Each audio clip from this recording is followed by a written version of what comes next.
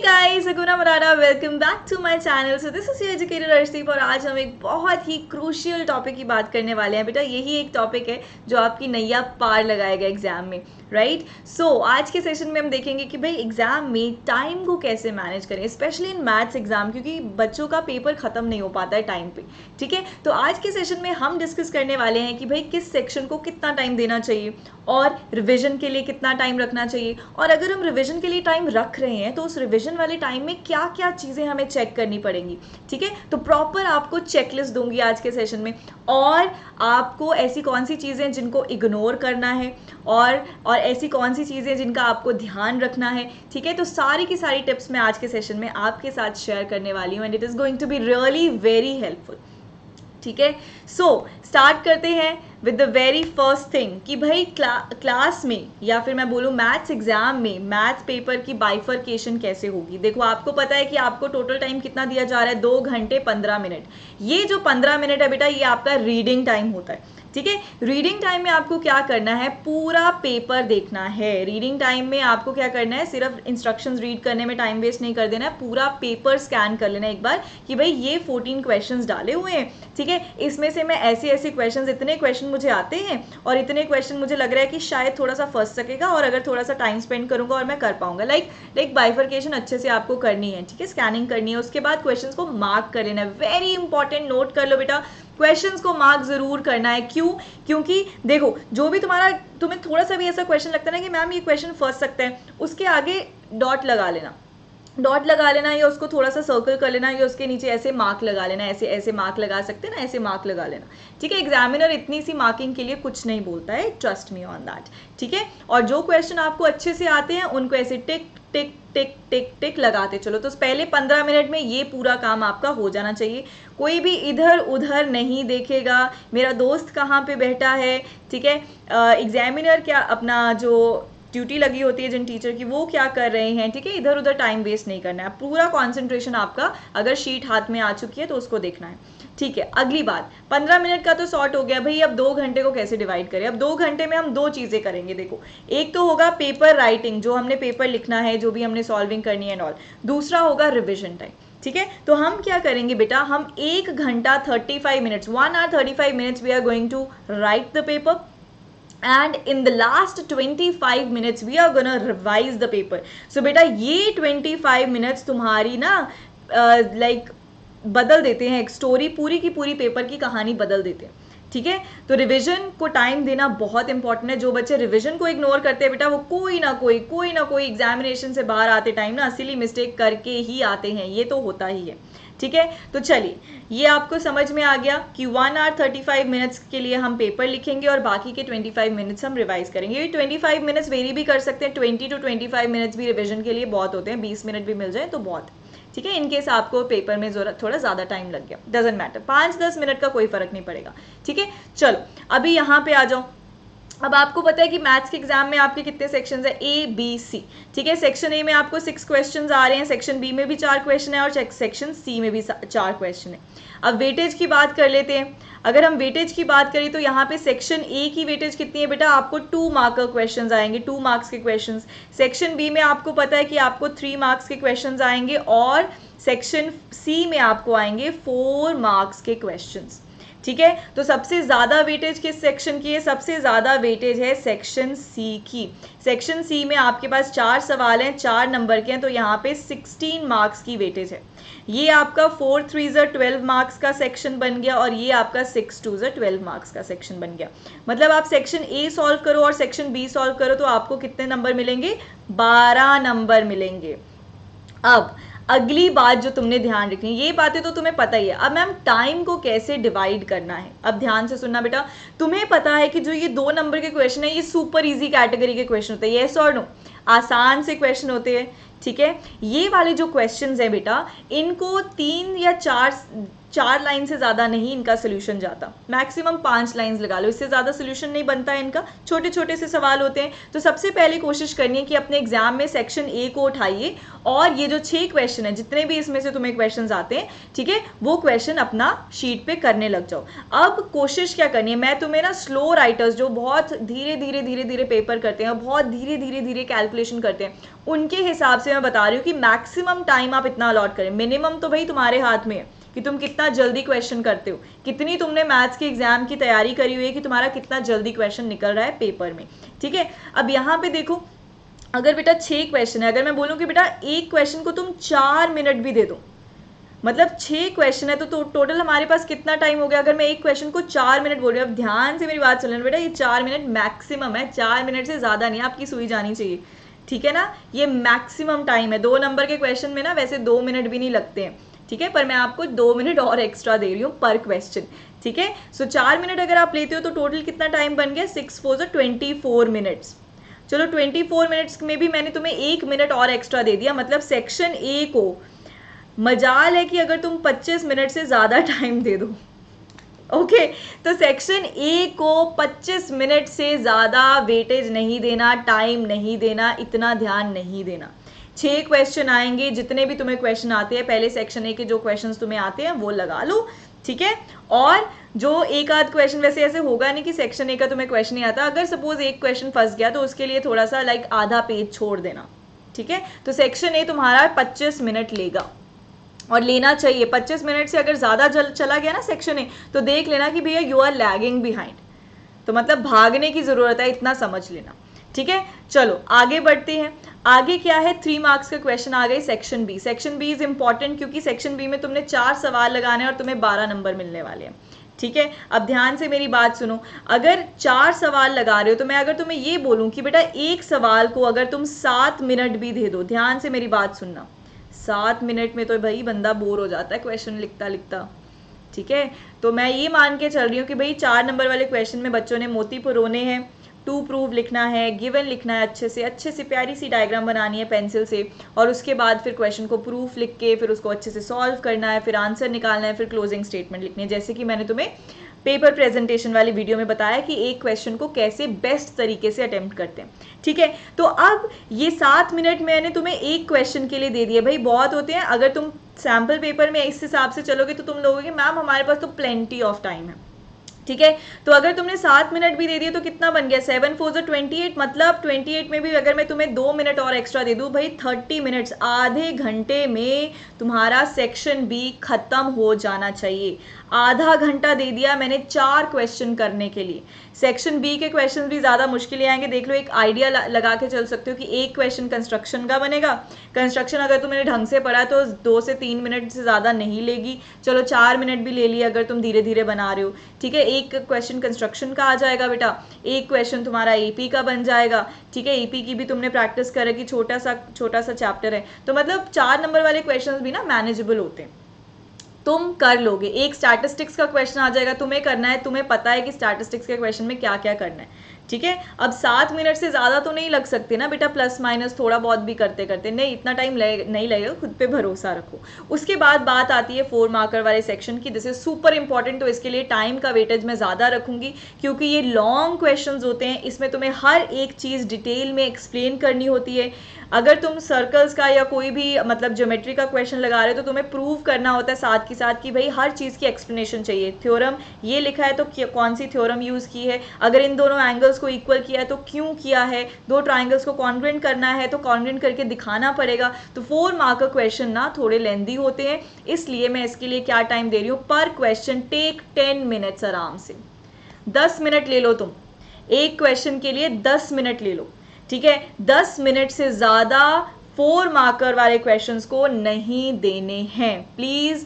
ये जो मिनट्स मैं डिवाइड कर रही हूँ इसको दिमाग में सेट हो जाने चाहिए, बैठ जाने चाहिए तुम्हारे, ताकि पेपर में टिक टिक टिक टिक चलती रहे, ठीक है। टिक टिक टिक टिक इज इंपॉर्टेंट एज वेल, हाँ हमें टेंशन भी देती है पर वो इंपॉर्टेंट भी होती है पेपर को टाइमली ख़त्म करने के लिए, ठीक है। तो ये 10 मिनट में एक क्वेश्चन कर लेना, तो 10 मिनट में 4 क्वेश्चन हो जाएंगे, तो कितने मिनट बन गए भाई, 40 मिनट तुम्हारे लगेंगे सेक्शन सी को खत्म करते करते।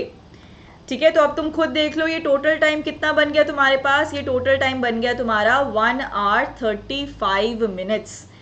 ठीक है, बन गया 1 hour 35 minutes। तो मतलब ये सारा तुम्हारा जो है ये राइटिंग का टाइम है, ये सारा टाइम तुम्हारा पेपर सॉल्विंग एंड राइटिंग का टाइम है। ठीक है, तो अभी तुम टेंशन मत लो, अगर तुमने इतने टाइम में अगर तुमने डायग्राम्स को सजाया नहीं है, तुमने हाईलाइटिंग नहीं करी है, उसके लिए बेटा अभी भी तुम्हारे पास 25 मिनट बाकी हैं। 25 मिनट अभी भी तुम्हारे पास एड ऑन टाइम है, जिसमें अगर तुम्हें कोई भी क्वेश्चन फंसा है, अगर तुम्हारा कोई भी क्वेश्चन निकल नहीं रहा है, तो उन 25 मिनट में हम उन चीज़ों पे फोकस करेंगे, because those 25 minutes can change your exam, can change your result. ठीक है, तो वो लास्ट वाला टाइम निकालना खुद के लिए बहुत इंपॉर्टेंट होता है। ठीक है, तो ये सबको समझ में आ गया। सेक्शन ए के लिए 25 मिनट्स, सेक्शन बी के लिए 30 मिनट्स और सेक्शन सी के लिए 40 मिनट्स। इससे ज़्यादा टाइम नहीं लेना। हो सकता है सेक्शन ए आपका 15-20 मिनट में ही खत्म हो जाए, तो आप आगे अपना टाइम ऐड होता रहेगा, अगले सेक्शंस में आपका टाइम ऐड होता रहेगा। अब ठीक है मैम, हमें पता चल गया कि राइटिंग के टाइम पे कितना क्या क्या करना है, किस सेक्शन में कितना टाइम देना है। ठीक है, अब रिवीजन के लिए जो तुम्हारे 25 मिनट है, बच्चों को यही नहीं समझ आता है कि मैम ये रिवीजन के टाइम पे करना क्या है, समझ ही नहीं आ रहा है मैम, कितनी बार रिवाइज करें, है ना।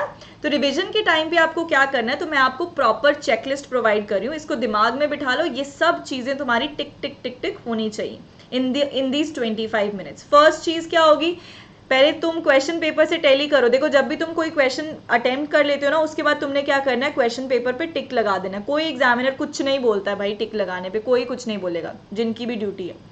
ठीक है, पेंसिल से लगा लो ताकि लास्ट में इरेज कर दो, पेंसिल से लगा लो, टिक लगाने में कोई दिक्कत नहीं है। ठीक है, क्वेश्चन जो क्वेश्चन करते जा रहे हो वो तुमने टिक लगा लिया। ठीक है, फिर तुम सारे देख लो कि भाई सभी क्वेश्चंस पे टिक लगा हुआ है, सभी क्वेश्चंस मैंने अटेम्प्ट कर लिए, वेल एंड गुड। अब कुछ ऐसे क्वेश्चंस होंगे जो तुम्हारे फंस गए होंगे। ठीक है, उन पे तुमने गोला लगाया होगा क्योंकि मार्किंग इज इंपॉर्टेंट। ठीक है, उनमें पेंसिल से गोला लगा होगा, तो वो गोले गोले वाले क्वेश्चन तुम उठा के फिर दोबारा से उनको देख सकते हो कि मैं ट्राई कर लेता हूँ यार, क्या पता एक बार हो ही जाए। कई बार लास्ट मोमेंट पे क्वेश्चन निकल जाता है ना। तो ये करना है तुमने सबसे पहले रिवीजन वाले टाइम में। सेकंड चीज तुमने क्या देखनी है, जब तुम एक एक क्वेश्चन रिवाइज कर रहे हो ना, एक एक क्वेश्चन देख रहे हो कि मैंने ठीक किया या नहीं किया, तो सबसे पहली चीज जो चेक करनी है वो डाटा कॉपिंग, कि भाई मैंने सही डाटा कॉपी किया है, इनकरेक्ट डाटा तो नहीं है। मैंने तुम्हें पेपर प्रेजेंटेशन में पहले ही सिखा दिया है कि क्या क्या चीज़ें ध्यान रखनी है, तो उसमें ये डाटा कॉपिंग वाला कवर हो जाएगा पॉइंट। बट स्टिल अगर कुछ बच्चे फिर भी मिस कर गए हैं तो ये भी चेक करना ज़रूरी है, क्योंकि फिर भी हम गलत कर देते हैं। ठीक है, we are humans, we tend to make mistakes, right. चलो आगे चलते हैं। उसके बाद कैलकुलेशंस भी साथ के साथ जब क्वेश्चन चेक करो अपनी कैलकुलेशन भी चेक करो। कई बार हम ना मल्टीप्लिकेशन ही गलत कर देते हैं, जब हम क्वेश्चन कर रहे होते हैं हमें लग रहा होता है कि we are doing it right, हम मल्टीप्लिकेशन गलत कर देते हैं, तो वो मल्टीप्लिकेशन को चेक करना बहुत ज़रूरी है। ठीक है जी, ओके। अच्छा, जैसे कि अब इस टाइम पे ना इस पार्ट में एक और चीज़ देखना ना, तुम अगर किसी क्वेश्चन को तुम क्या बोल सकते हैं, मतलब अगर तुम चेक कर सको कि क्या मैंने वैल्यू सही निकाल, फॉर एग्जांपल जैसे क्वाड्रेटिक इक्वेशन के रूट्स निकालने को बोल दिए, तो तुमने जो एक्स की वैल्यूज निकाली है ना, तो ये रिवीजन के टाइम पे ना वो एक्स की वैल्यूज क्वाड्रेटिक इक्वेशन में पुट करके देख लो कि वो सेटिस्फाई कर रही है। अगर तो सेटिस्फाई कर रही है that means your answer is right. मतलब ऐसे क्वेश्चन जिनको तुम वेरीफाई कर सकते हो, खुद को मार्क्स दे सकते हो कि भाई ये तो पक्का ही सही है, इसका आंसर तो डेफिनेटली सही है। अगर ऐसे कोई वेरिफिकेशन वाले क्वेश्चंस तुम्हें मिलते हैं तो उनको वेरीफाई कर लो इस 25 मिनट में। ज़्यादा टाइम नहीं लगेगा, सिर्फ 14 मिनट, सिर्फ 14 ही तो क्वेश्चन है। 14 क्वेश्चन को कितना टाइम लग जाएगा रीचेक करते हुए। ठीक है, फिर फॉर्मूलाज यूज चेक करना है कि भाई क्या मैंने सारे क्वेश्चंस में फॉर्मूलाज लिखे हैं, और अगर मैंने लिखे हैं तो क्या मैंने करेक्ट फॉर्मूलाज लिखे हैं, कहीं गड़बड़ तो नहीं हो गई है। बच्चे अक्सर स्टैटिस्टिक्स के फॉर्मूलाज में गड़बड़ कर देते हैं, तो प्लीज़ एक बार रिवाइज कर लेना। ठीक है, उसके बाद यूनिट्स की बात है, क्या मैंने आंसर में यूनिट्स लिखा है, क्या मैंने ऐसे ही 1 2 3 4 तो नहीं आंसर में दे दिया, नो। ठीक है, यूनिट्स आर वेरी इंपॉर्टेंट। अगर क्वेश्चन में यूनिट्स नहीं गिवन है तो अलग से, जैसे 9 आगे अगर यूनिट्स नहीं पता, नॉर्मल आपका स्पेसिफिक क्वेश्चन नहीं है, जनरल क्वेश्चन है, तो आगे 9 यूनिट्स ज़रूर कर देना प्लीज़। ठीक है, अगर एरिया निकाल रहे हो तो 9 स्क्वायर यूनिट्स लिख देना। ठीक है, अगर तुम जो है वॉल्यूम निकाल रहे हो तो 9 क्यूबिक यूनिट्स लिख देना। ठीक है, अगर यूनिट स्पेसिफिकली नहीं है, पर ये लिखना बहुत ज़रूरी है। ठीक है, अगर सेंटीमीटर मीटर नहीं दे रखा। मैथ्स में वेरी इंपॉर्टेंट, हाफ मार्क्स यहीं पे हम कटवा लेते, तो ये चेक कर लेना।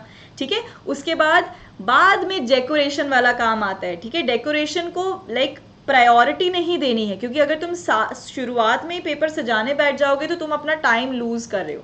मेन फंडा है पेपर में क्वेश्चंस को सॉल्व करना। डेकोरेट करते हैं प्रेजेंटेशन अच्छा करने के लिए, वो बाद में करेंगे, लास्ट में भी कर देंगे। ठीक है कुछ बच्चे साथ साथ में नहीं करते ना, तो हाईलाइट करो अपने आंसर्स को। वही हाईलाइट करने का मतलब कुछ नहीं होता बेटा, मैथ्स में सिर्फ डिब्बा बनाना होता है, नथिंग एल्स। फॉर्मूला को हाईलाइट कर दो, डिब्बा बना दो फॉर्मूला के आसपास। ठीक है, क्वेश्चन जहाँ पे लिखा है क्वेश्चन के नीचे ऐसे 2 लाइंस लगा दो, अच्छा लगता है यार। ठीक है, उसके बाद चेक करो कि भाई जितनी भी तुमने डायग्राम्स बनाई है क्या वो सारी वेल लेबल्ड हैं, क्या उसमें जितने भी क्वेश्चन में चीज़ें पूछी गई हैं अच्छे से रिफ्लेक्ट कर रही हैं। ठीक है, अगर हाइपोटेन्यूज पूछा है या कोई साइड पूछी है तो क्या उस साइड के आगे मैंने क्वेश्चन मार्क लगाया है। कोई एंगल पूछा है कि क्या उस एंगल को मैंने एक्स माना है और एक्स के आगे क्वेश्चन मार्क लगाया है। ठीक है, ऐसी छोटी छोटी सी चीज़ें हैं जो आपके पेपर को और भी ब्यूटीफुल बना देती है। ठीक है, बट ये सारे काम कब करने हैं, जब एक बार आपका पेपर एक्चुअल में ख़त्म हो जाए। ठीक है ना। अब मैं तुम्हें कुछ ऐसे पॉइंट्स बताना चाहती हूँ जो बच्चे ना इग्नोर कर देते हैं। बहुत छोटी छोटी सी चीज़ें हैं, पर अगर तुम ये चीज़ों को इग्नोर करोगे तो भाई पेपर ना मुश्किल आ जाती है। अब ध्यान से मेरी बात सुना। पहला किया, keep your eye on the clock. Wrist watches are not allowed. Wall clock तो होगी ना एग्जामिनेशन हॉल में, उस पर तुम्हारी नज़र टिकी रहनी चाहिए। ठीक है, तुमने एक क्वेश्चन किया, तुमने 2 क्वेश्चन किए, ऐसे वॉल क्लॉक को देखो। तुमने तीसरा क्वेश्चन किया, वॉल क्लॉक को देखो। तुमने चौथा क्वेश्चन किया, वॉल क्लॉक को देखो। ठीक है, तुमने ऐसे देखते रहना है, देखते रहना है। वहाँ टिक टिक टिक टिक चल रहा है, पहले ही अपनी क्लॉक को डिवाइड कर लेना है कि भाई डिवाइड कैसे करोगे। भाई 10:30 हो चुके हैं, ठीक है, मैंने 10:50 या फिर 10:55 तक सेक्शन ए ख़त्म करना है, तो अपनी क्लॉक को डिवाइड कर लो कि भाई 10:55 तक मैंने जो है सेक्शन ए करना है। ठीक है, ऐसे ही बस ऐसे ही अपना जो है क्लॉक को ऐसे डिवाइड करते चलो।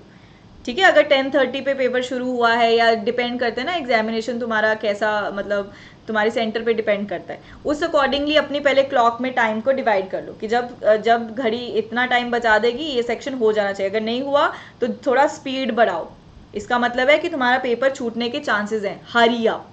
ठीक है, तो ऐसे ही अपना जो है तुमने सेटिंग करनी है। अगली बात क्या है, फर्स्ट 15 मिनट्स को केयरफुली यूटिलाइज करना है, वो मैंने स्टार्टिंग में भी बता दिया था।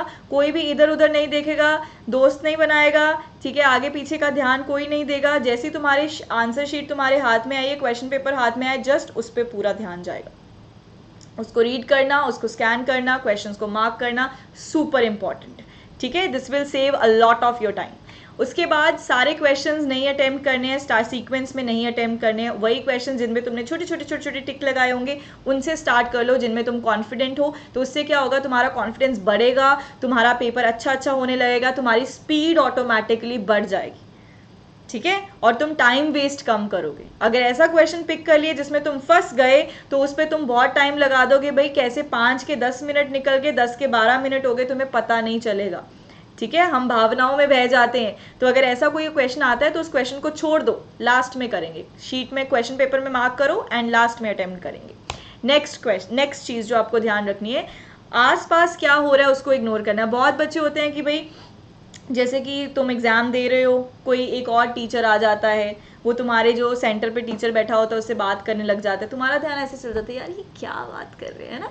थोड़ा सा हम ऐसे उनकी तरफ ऐसे देखने लग जाते हैं, फिर हम अपने ख्यालों में चलते हैं। हमारा अटेंशन स्पैन बहुत कम होता है, हम ऐसा अक्सर करते हैं। ठीक है, बड़े भी करते हैं। ठीक है, अगर कोई बच्चा उठा है, वो वॉशरूम के लिए पूछ रहा है, तो हम एकदम से उसकी तरफ ऐसे देखेंगे, क्यों, क्या लेना देना है, तुम्हारे आसपास क्या चल रहा है। सो इग्नोर योर सराउंडिंग्स, अपनी सराउंडिंग्स को इग्नोर कर दो टोटली। ठीक है, कोई आया है, कोई क्या कर रहा है, कोई किसी को क्या बता रहा है, कुछ नहीं ध्यान देना। ठीक है, यहीं पे हमारे ना कुछ सेकेंड्स और मिनट्स वेस्ट हो जाते हैं और हमें एक एक सेकेंड हमारे लिए कीमती है। ठीक है, उसके बाद बेटा ब्रेक्स अवॉइड करो। बहुत बच्चों को आदत होती है बार बार बाहर जाने की, बार बार फ्रेशन अप होने की, बार बार पानी पीने की। तो पानी पीना है तो अपनी वाटर बॉटल कैरी करो, और ट्रांसपेरेंट वाटर बॉटल कैरी करनी है एग्जामिनेशन हॉल में। ठीक है, और उसी से पानी पियो अगर रिक्वायर्ड है, और अपना एग्ज़ाम हॉल में आने से पहले फ्रेशन अप होके आओ। ठीक है, ताकि आपको बीच में उठ के वॉशरूम ना जाना पड़े, क्योंकि बेटा वॉशरूम जाने में वापस आने में तुम्हारे 10 मिनट तो ऐसे ही उड़ जाते हैं।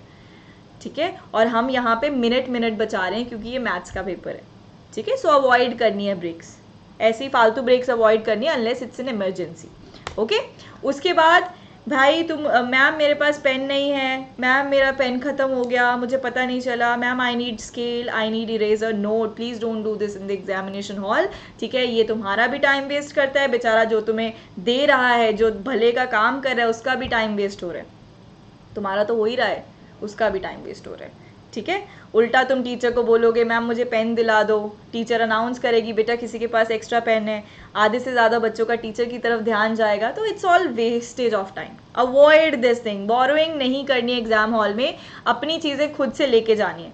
अब एक्स्ट्रा टिप्स मैं तुम्हें इसके अलावा भी दे रही हूँ, वो क्या है कि मैथ एग्जाम में सबसे पहले तो तुमने 3 से, मैथ एग्जाम क्या हर एग्जाम में 3 से 4 पेन तो कैरी करो, और ये पेन ऐसे होने चाहिए तुम्हारे लिए ब्रांड न्यू नहीं होने चाहिए कि मैम पहली बार पकड़ रहा हूँ ये पेन ऐसे होने चाहिए जो तुम्हारे फेवरेट है, जिनसे तुम्हारी हैंड राइटिंग अच्छी होती है, जिनसे तुम सैम्पल पेपर सॉल्व करते हो, क्वेश्चन सॉल्व करते हो नॉर्मल लाइफ में, ठीक है। ये ऐसे पेन्स होने चाहिए।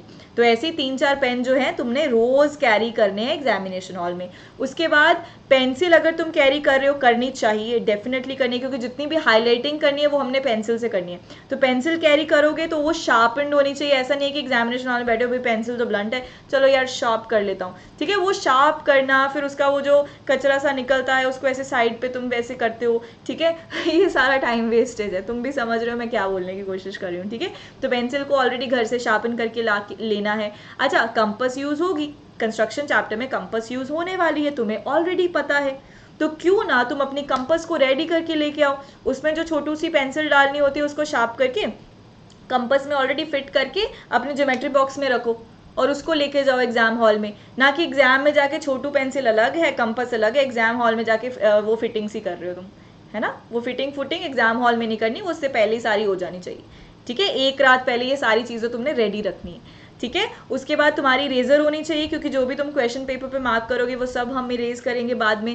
स्केल तुम्हारे पास अपना होना चाहिए, कंस्ट्रक्शन के चैप्टर है तुम्हारे पास, कंस्ट्रक्शन के लिए स्केल इज रिक्वायर्ड, मार्जिन लगाने के लिए scale is required, you must have a scale of yourself, ठीक है। उसके बाद शार्पनर तो होना ही चाहिए, चलो इन इमरजेंसी जब तुम पेंसिल से काम कर रहे हो ब्लंट हो जाती है फिर शार्प करो, दैट्स अ डिफरेंट स्टोरी, पहले ब्लंट पेंसिल एग्जामिनेशन हॉल में नहीं लेके आनी, ठीक है। So these are the tips that will save your plenty of time. तुम्हें लगता नहीं है मिनट कीमती है बेटा, ये छोटी छोटी चीज़ें तुम्हारा टाइम सेव डेफिनेटली करेंगी।